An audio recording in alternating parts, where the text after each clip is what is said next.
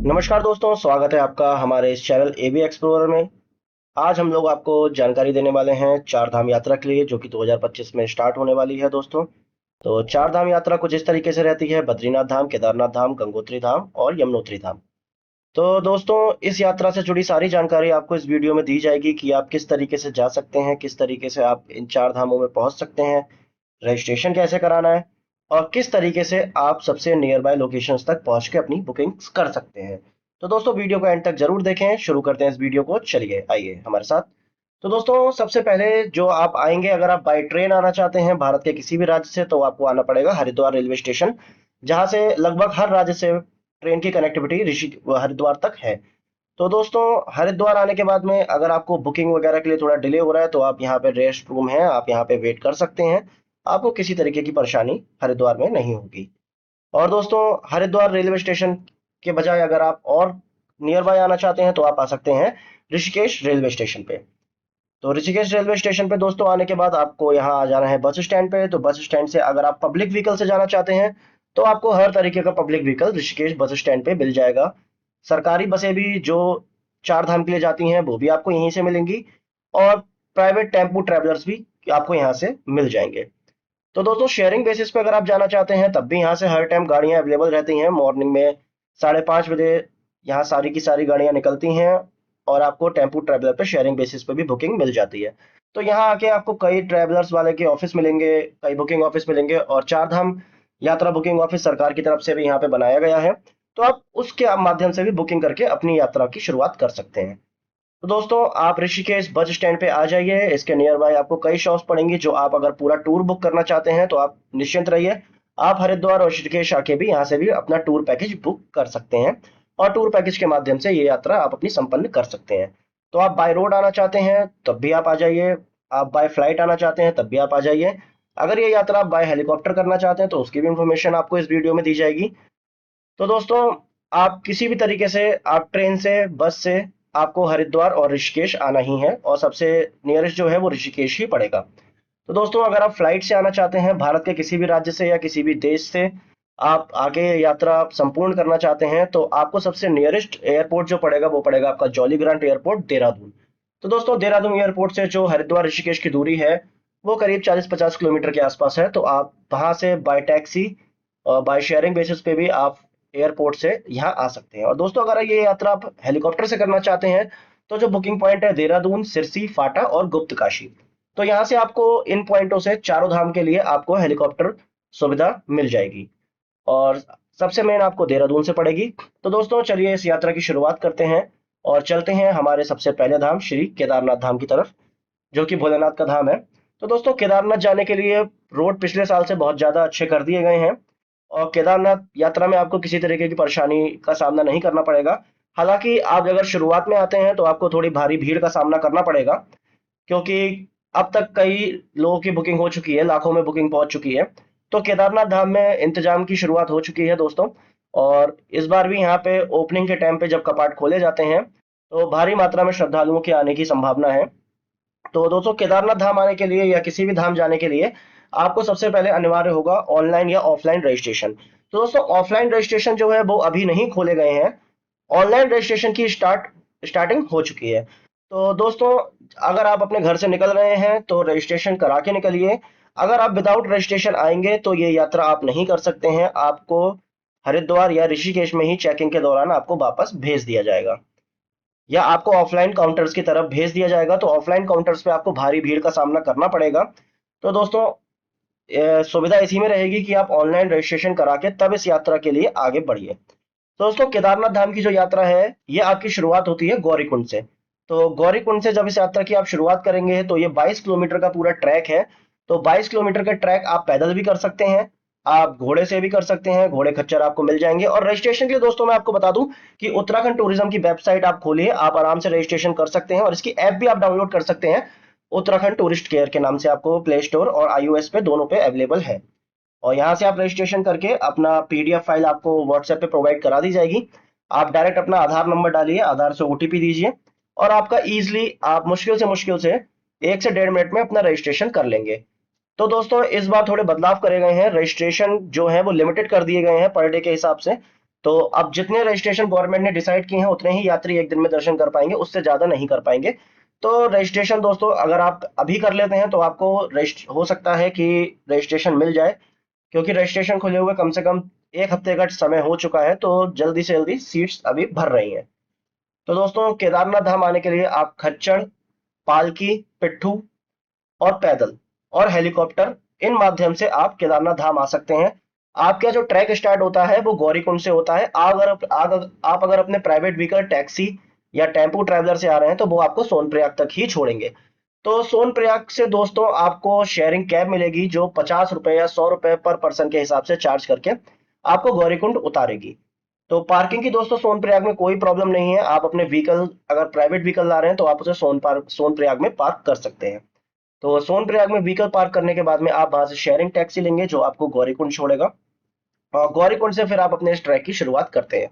तो दोस्तों इस ट्रैक के लिए अगर आप अपने घर से आ रहे हैं तो थोड़ी बहुत मेडिसिन, और अगर कोई आपके साथ बुजुर्ग लोग हैं तो उनकी मेडिसिन वगैरह सब लेके आइए, क्योंकि हाई एल्टीट्यूड होता है तो थोड़ी बहुत दिक्कत उन लोगों को हो सकती है। तो ये दोस्तों सारी जानकारी थी केदारनाथ धाम से जुड़ी। तो केदारनाथ धाम का जो 22 किलोमीटर का ट्रैक है वो थोड़ा टफ ट्रैक है। तो अगर आप परिवार के साथ में आ रहे हैं तो थोड़े बहुत इंतजाम करके आइए, नहीं तो आपको यहाँ पे थोड़ी मुश्किलों का सामना करना पड़ सकता है। और ऑफलाइन रजिस्ट्रेशन के चक्कर में दोस्तों आप ना ही पड़े तो बेहतर है, क्योंकि ऑफलाइन रजिस्ट्रेशन काउंटर्स पे जो भीड़ होने वाली है तो उसमें आपको रजिस्ट्रेशन कराने में कम से कम 10 से 12 घंटे का शुरुआत में समय लग सकता है, क्योंकि इतनी भीड़ आने की संभावना है कपाट खुलने के समय पे। तो दोस्तों अपनी इस यात्रा की शुरुआत करते हैं और चलते हैं अब बद्रीनाथ धाम की तरफ। तो दोस्तों बद्रीनाथ धाम के जो पिछली बार जो इंसिडेंट हुए थे, कई जगह पे लैंडस्लाइड हुआ था, उसकी भी मैं आपको वीडियो इसमें दिखाता हूँ। तो अब वो लैंडस्लाइड जोन्स काफी हद तक सुधर चुके हैं। ये दोस्तों भनेर पानी का लैंडस्लाइड है जो पिछले साल हुआ था, जिसकी वजह से बद्रीनाथ का जो रास्ता है, बद्रीनाथ जी का जो रास्ता है, वो कम से कम 5 दिन के लिए पूरी तरीके से बाधित रहा था। लोग चमोली से आगे नहीं बढ़ पा रहे थे। ये दोस्तों भनेर पानी का लैंडस्लाइड है जो पिछले साल हुआ था। तो अब फिलहाल इसकी जो कंडीशन है वो काफी हद तक सुधार दी गई है।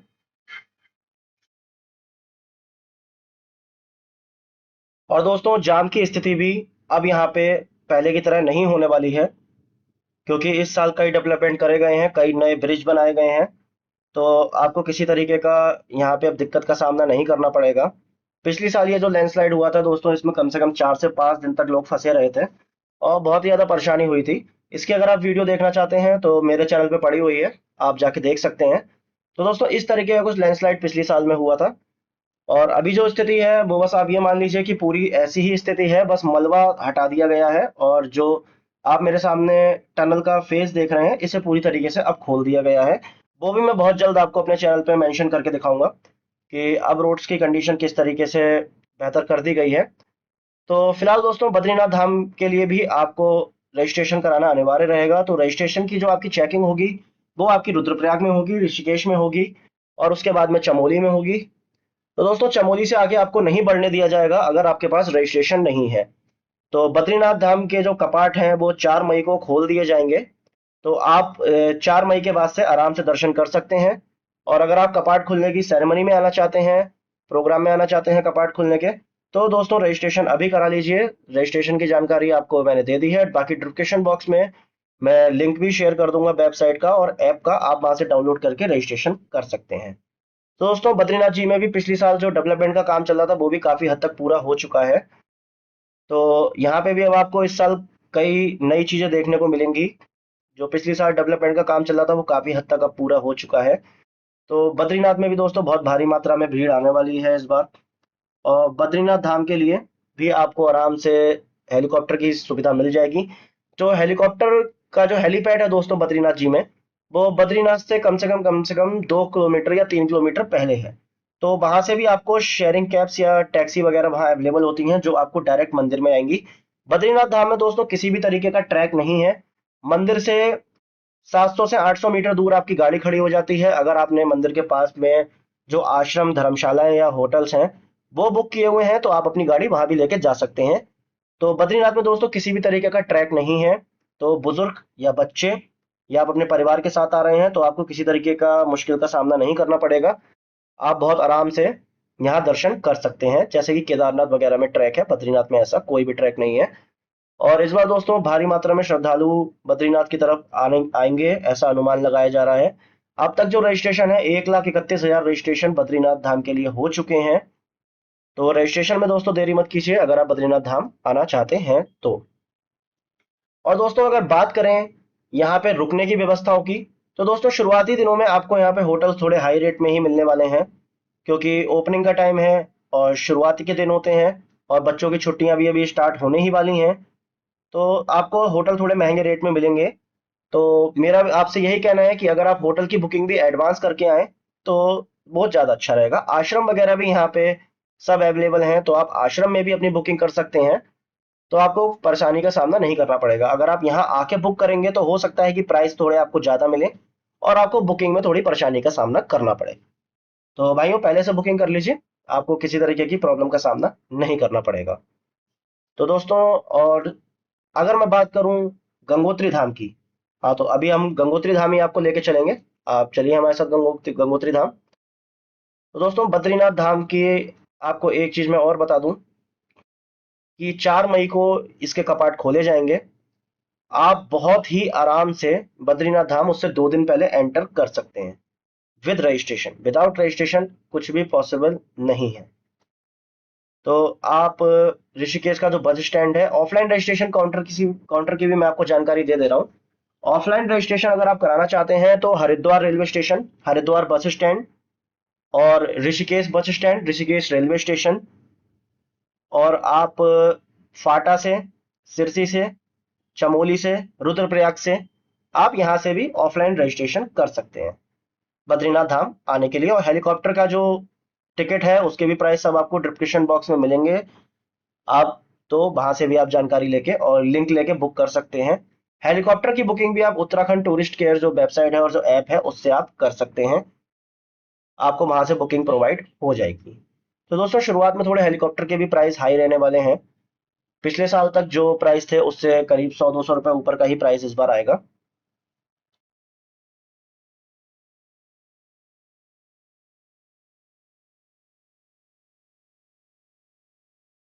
और भाइयों बद्रीनाथ धाम अगर आप आते हैं तो यहाँ का आपको मुख्य आकर्षण बता दूं, एक तो बद्रीनाथ धाम का मंदिर हो गया, दूसरा आप सरस्वती उद्गम जा सकते हैं, व्यास गुफा, गणेश गुफा के आपको यहाँ दर्शन होते हैं माड़ा गांव में।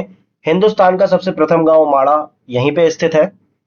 तो जिसकी जो दूरी बद्रीनाथ धाम से है वो मात्र 2 किलोमीटर है, 2 से ढाई किलोमीटर में आप माड़ा गांव पहुंच जाते हैं। और माड़ा गांव पहुंचने के बाद में वहीं से आपको सरस्वती उद्गम दिखता है, व्यास गुफा दिखती है और गणेश गुफा के आप दर्शन कर सकते हैं। और यहीं से दोस्तों स्वर्गारूढ़ी के लिए जो ट्रैक है वो माड़ा गांव से ही स्टार्ट होता है, जहां से हमारे 5 पांडव जो थे उनमें से अकेले युधिष्ठिर ही स्वर्ग की यात्रा के लिए जा पाए थे। तो वो जो रास्ता स्टार्ट होता है वो माड़ा गांव से ही स्टार्ट होता है। तो आप उस रास्ते पे भी जा सकते हैं। रास्ते में आपको वसुधारा फॉल पड़ेगा। ऐसा माना जाता है कि वसुधारा फॉल की जो छींटें हैं वो पापियों पे नहीं पड़ती हैं, उसका जल पापियों पे नहीं गिरता है। द्रौपदी मंदिर आपको सरस्वती उद्गम से मात्र 50 मीटर दूर पे मिलेगा, जहां पे द्रौपदी ने अपने प्राण त्यागे थे। भीम पुल के दर्शन आपको माड़ा गांव में होते हैं।